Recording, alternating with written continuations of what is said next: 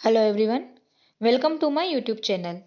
NCERT की class 6 की जो हमारी हिस्ट्री की सीरीज चल रही है, आज हम उसके चैप्टर नंबर 10 के बारे में देखेंगे, जिसका नाम है नए साम्राज्य और राज्य। अब तक हम 9 चैप्टर के बारे में डिस्कस कर चुके हैं। आप उन्हें जरूर चेक कीजिएगा, तब आपको ये 10वां चैप्टर अच्छे से समझ में आने वाला है। उन 9 चैप्टर की लिंक आपको डिस्क्रिप्शन बॉक्स में मिल जाएगी, आप वहाँ चेक कर सकते हैं। अगर आप मुझसे किसी और टॉपिक पर वीडियो चाहते हैं तो आप मुझे कमेंट करके ज़रूर बताइए, मैं उस पर वीडियो बनाने की पूरी कोशिश करूंगी। इस चैप्टर में हम देखेंगे नए साम्राज्य और राज्य। अब तक हमने पढ़ा कि कैसे जैसे हमने सबसे पहले सिंधु घाटी सभ्यता के बारे में पढ़ा। ऐसे करके हमने 9 चैप्टर क्लास 6 की हिस्ट्री के बारे में पढ़े हैं। उसमें अलग अलग राजाओं के बारे में पढ़ा, बौद्ध धर्म जैन धर्म के बारे में पढ़ा, कैसे जो राजा थे उनके राज्य का प्रशासन होता था उनके बारे में पढ़ा।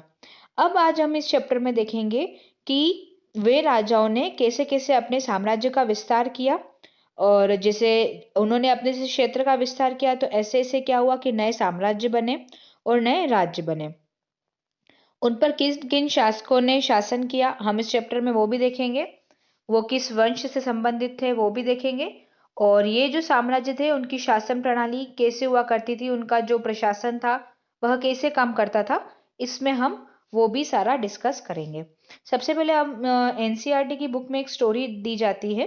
वैसे ये एग्जाम की दृष्टि से इतनी इंपॉर्टेंट नहीं है, पर एनसीईआरटी में दी गई है तो हम इसकी रीडिंग कर लेते हैं। अरविंद राजा बना। अरविंद अपने स्कूल में खेले जाने वाले नाटक में राजा की भूमिका अदा करने के लिए चुना गया। उसने सोचा था कि वह शाही वेशभूषा में मूछों पर ताव देते हुए पहले कागज में लिपटी तलवार को शान से पकड़कर चहलकदमी करेगा। जरा सोचो, उसे कितनी हैरानी हुई होगी जब उसे बताया गया कि उसे बैठकर वीणा भी बजानी होगी और कविता पाठ भी करना होगा।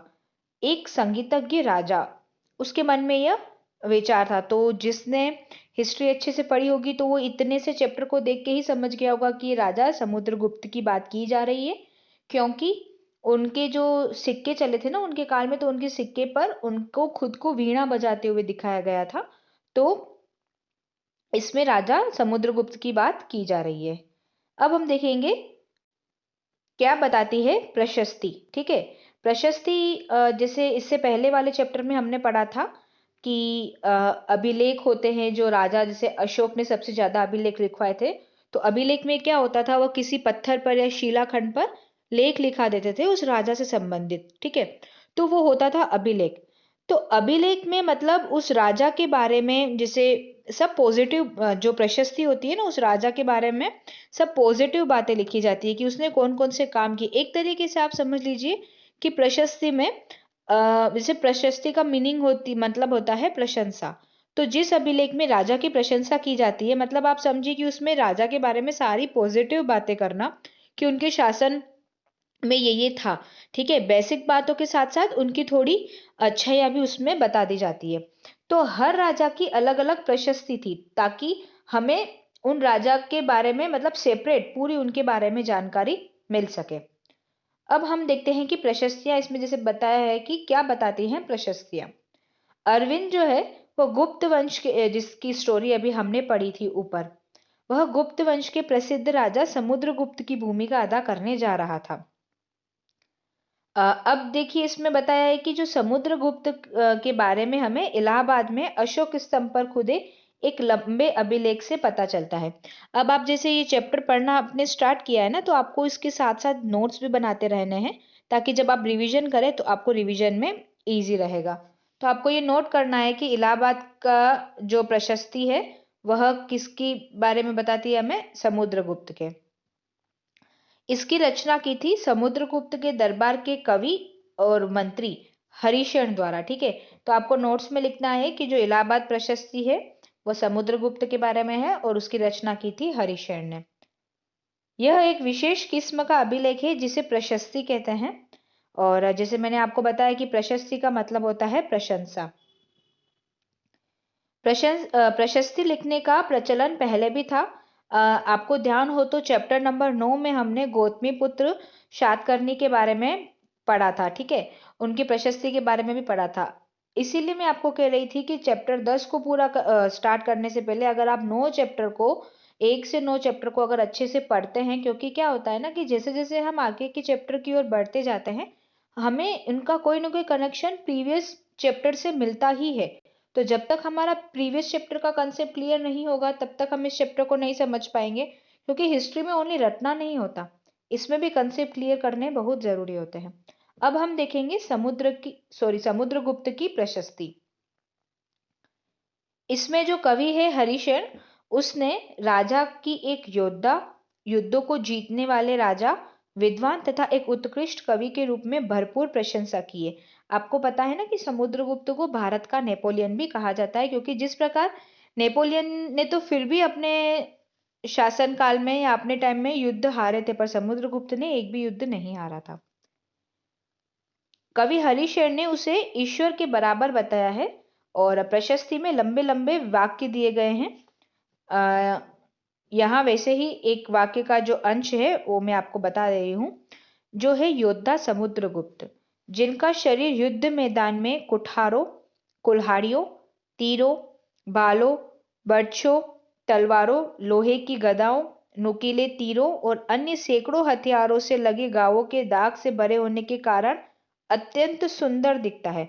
अब आप देखिए, इसमें ये सब बताया गया है कि उसके पास भाले भी थे और इन सब हथियारों के घाव भी थे। उनके बाद मतलब इन सब के कारण उनका शरीर अत्यंत सुंदर दिखता है। मतलब आप समझिए कि समुद्रगुप्त ने इतने सारे युद्ध लड़े हैं कि उनके शरीर पर इतने घाव हैं, ठीक है।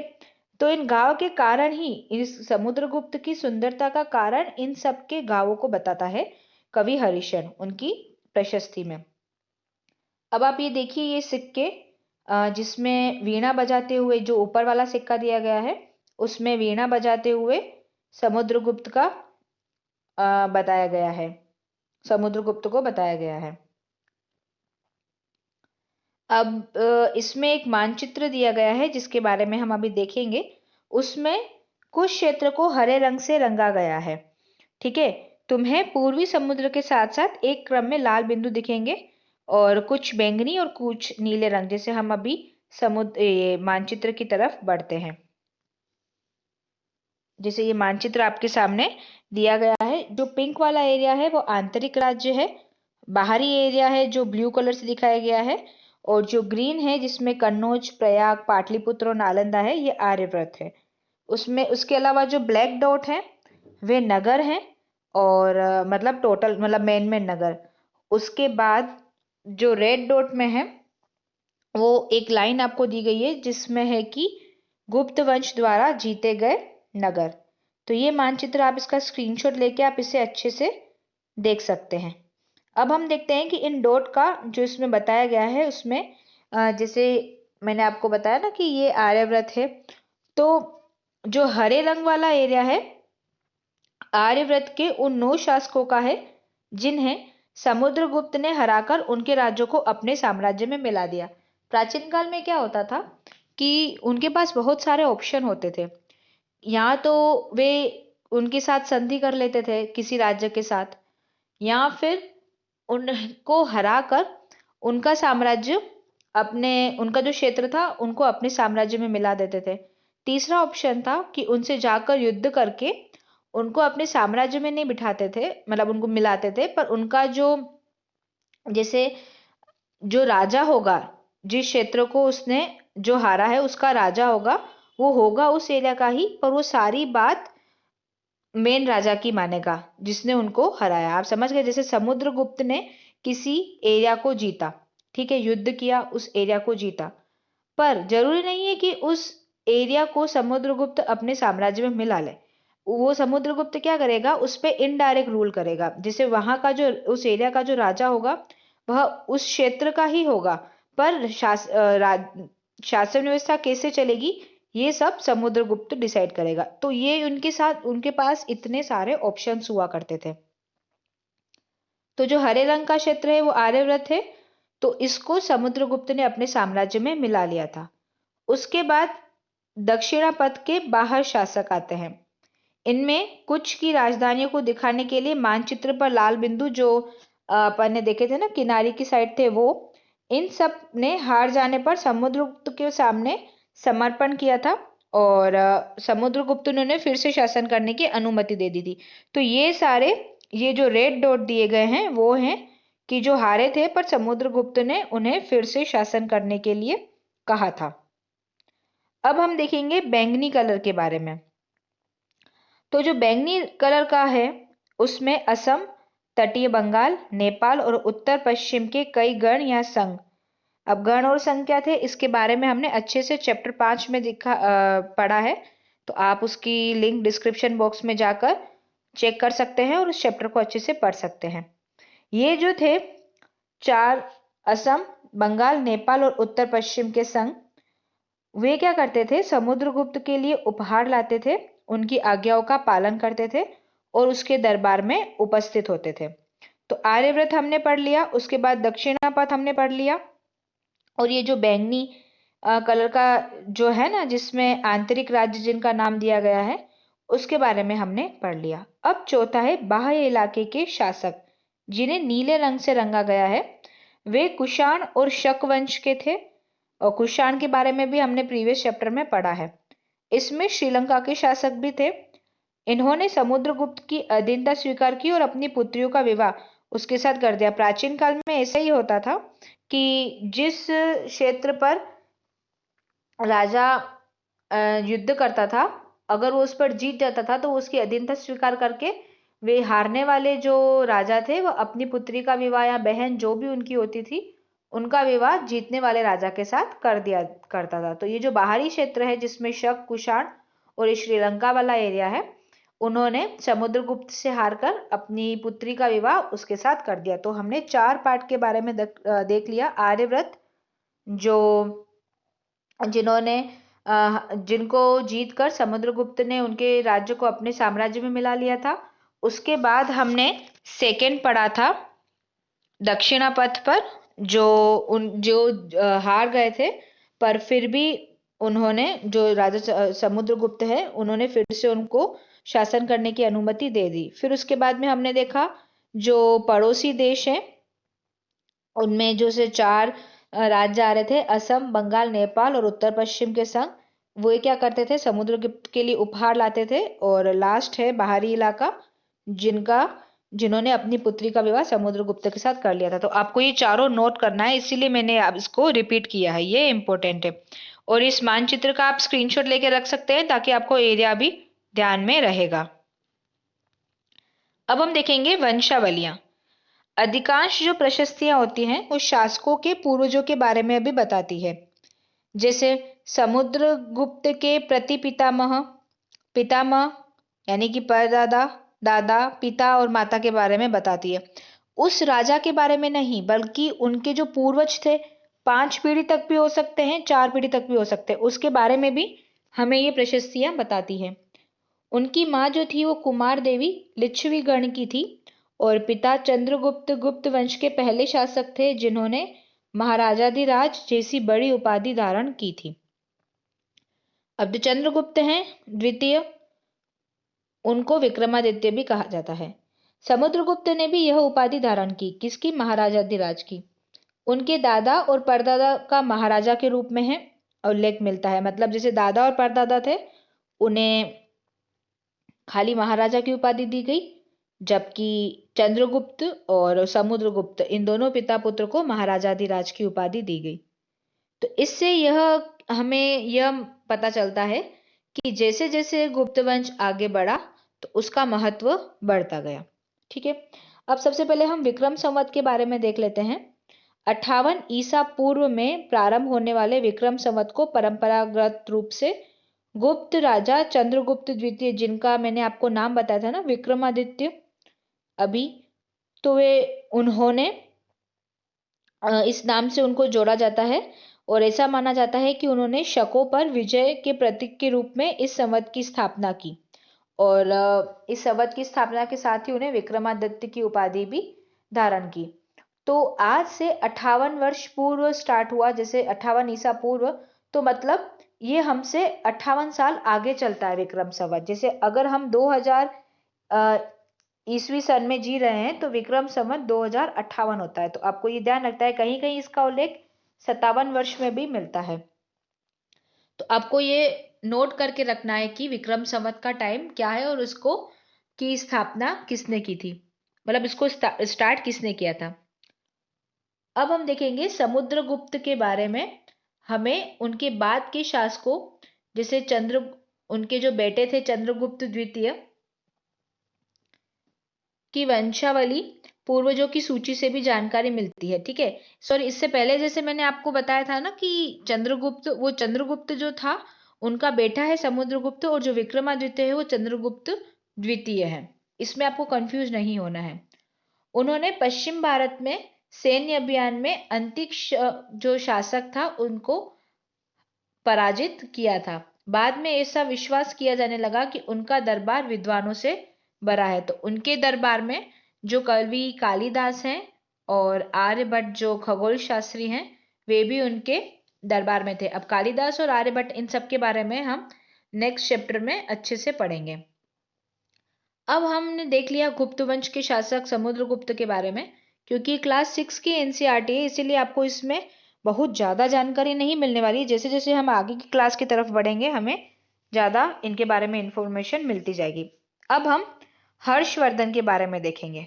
ठीक है, जैसे गुप्त वंश के शासक के बारे में जैसे हमें अभिलेख और सिक्कों से पता चलता है, तो दूसरे शासकों के बारे में जो जीवनी है अगर उन्होंने अभिलेख और सिक्के छपाए होंगे तो उनसे मिलती है।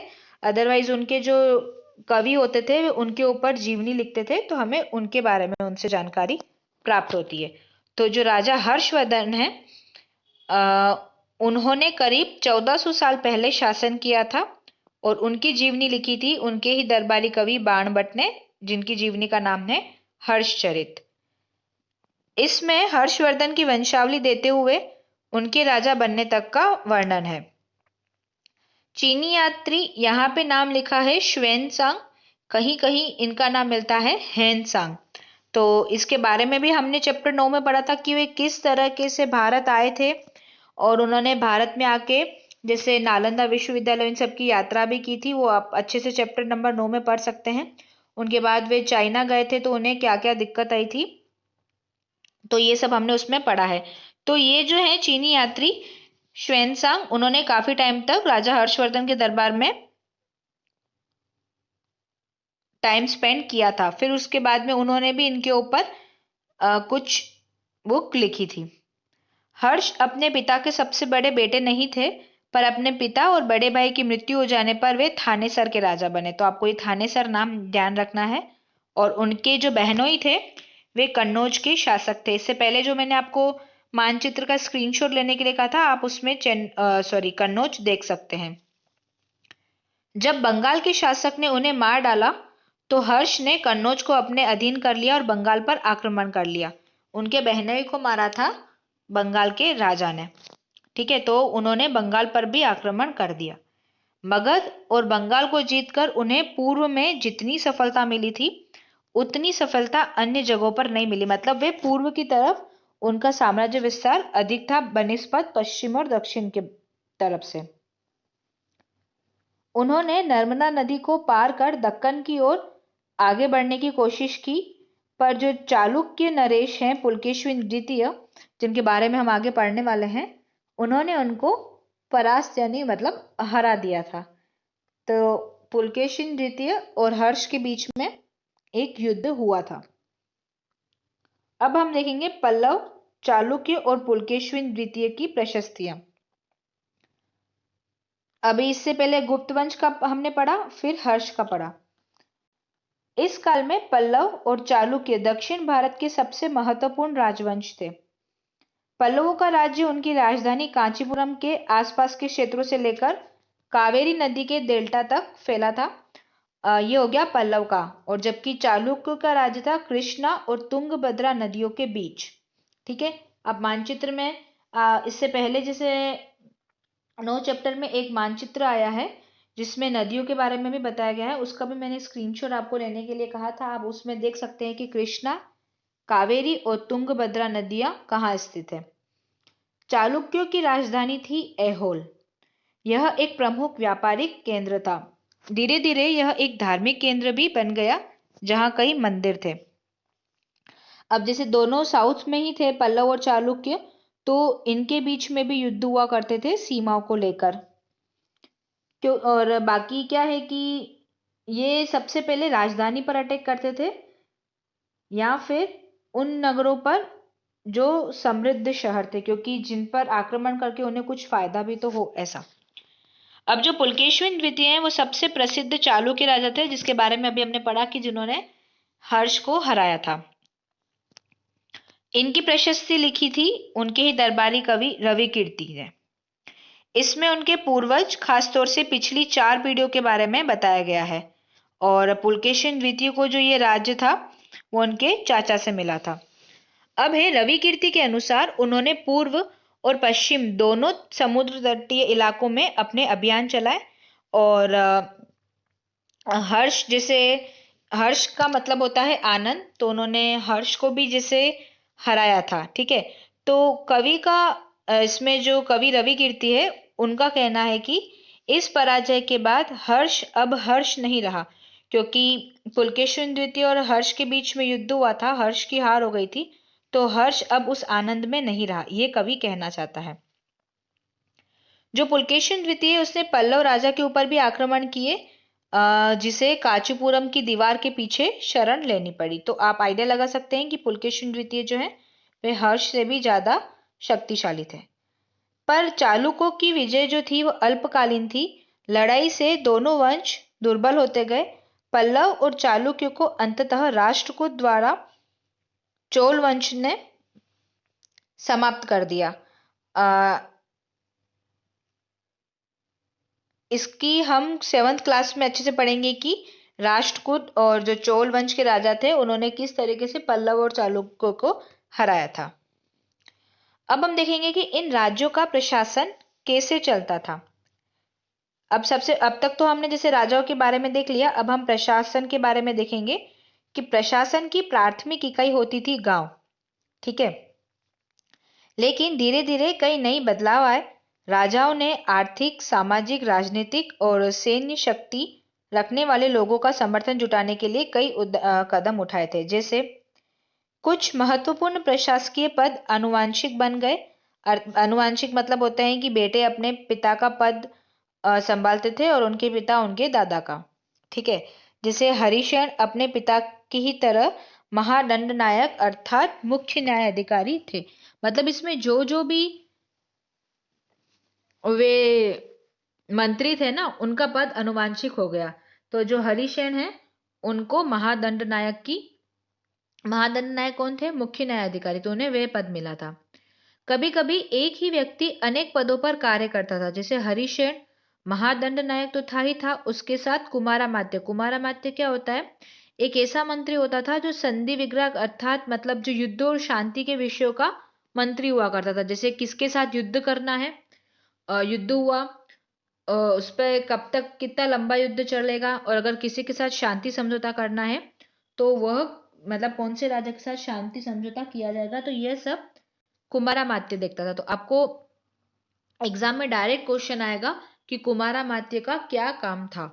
तो आपको ये ध्यान रखना है कि संधि विग्रहिक यानी युद्ध और शांति के विषयों का मंत्री कुमारामात्य कहलाता था।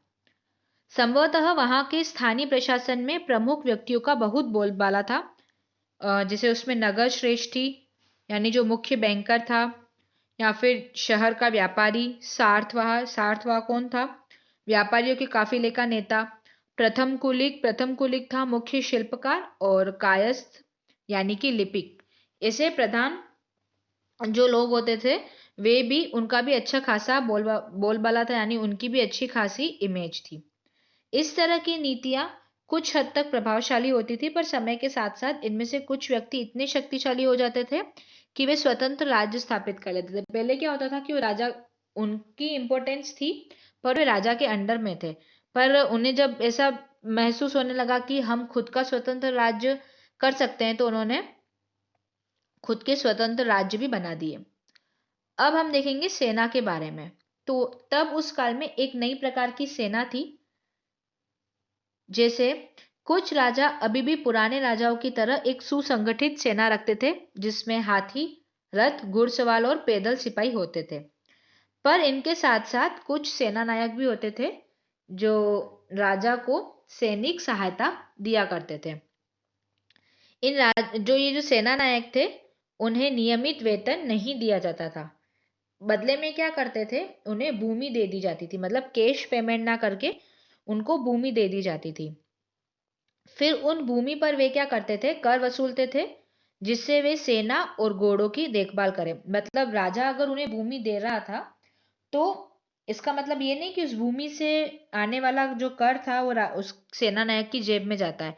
उससे फिर वह सेना उनके पास जो होती थी और जो घोड़े, उनकी देखभाल का खर्च वह उस भूमि से आए हुए कर से करता था।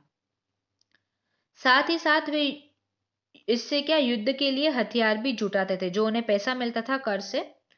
इस तरह व्यक्ति सामंत कहलाते थे। तो सामंत का मतलब आप समझ गए कि ऐसा सेना नायक जो राजा से जिन्हें भूमि मिलती थी, उनसे वे कर वसूलते थे उन भूमि से, और वसूले गए कर से वे हथियार खरीदते थे और सेना और घोड़ों की देखभाल भी करते थे।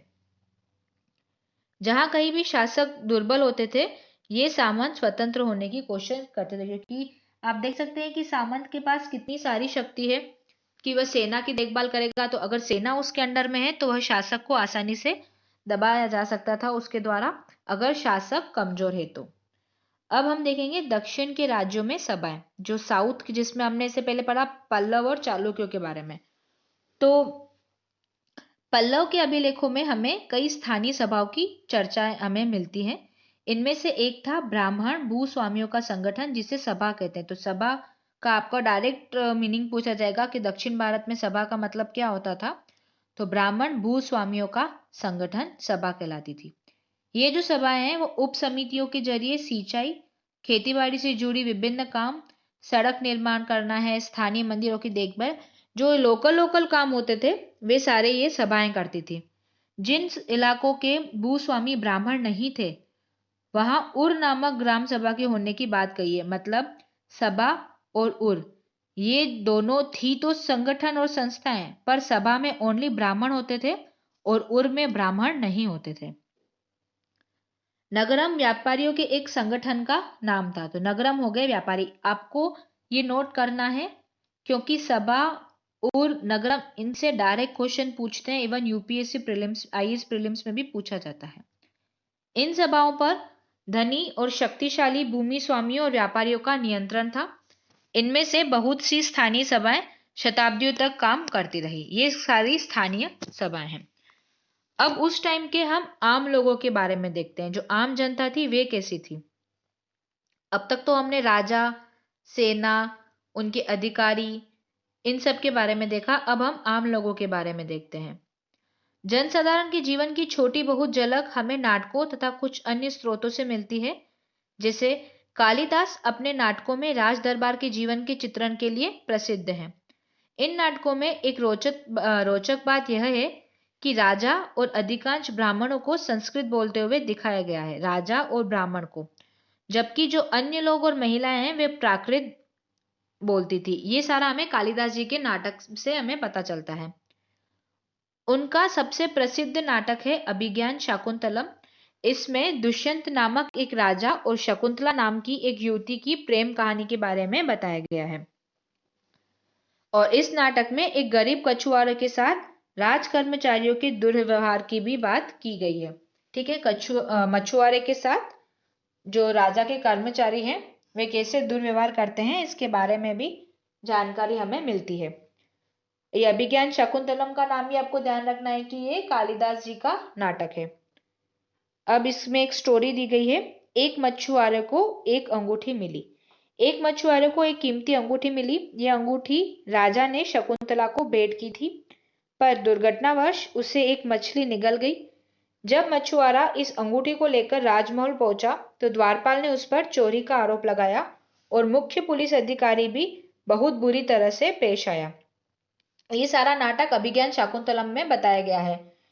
जो उसमें बताया गया था ना कि शकुंतला और दुष्यंत की प्रेम कहानी है। उसके साथ ही साथ मछुआरे को पुलिस अधिकारी ने किस तरह प्रताड़ित किया था, इसका वर्णन भी उसमें दिया गया है। तो राजा उस अंगूठी को देखकर बहुत खुश हुए और उन्होंने मछुआरे को इनाम दिया।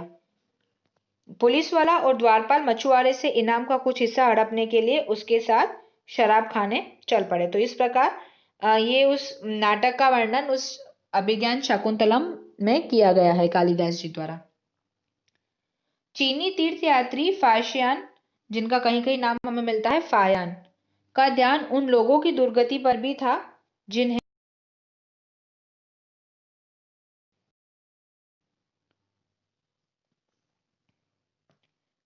अछूत मानते थे। इन्हें शहरों के बाहर रहना पड़ता था। वे लिखते हैं, अगर इन लोगों को शहर या बाजार के भीतर आना होता था तो सभी को आग्रह करने के लिए ये लकड़ी के एक टुकड़े पर चोट करते रहते थे। यह आवाज सुनकर लोग सतर्क होकर अपने को छू जाने या किसी प्रकार के संपर्क से आने से बचाते थे। क्योंकि ये लोग इन्हें अछूत मानते थे, इसीलिए ये आवाज करते हुए आते थे ताकि लोगों को ये लगे कि हमें इनसे टच नहीं होना है। तो ये वर्णन किया है फाशियान ने, जिनका नाम कहीं कहीं फायान मिलता है, और ये चंद्रगुप्त द्वितीय के शासनकाल में आया था।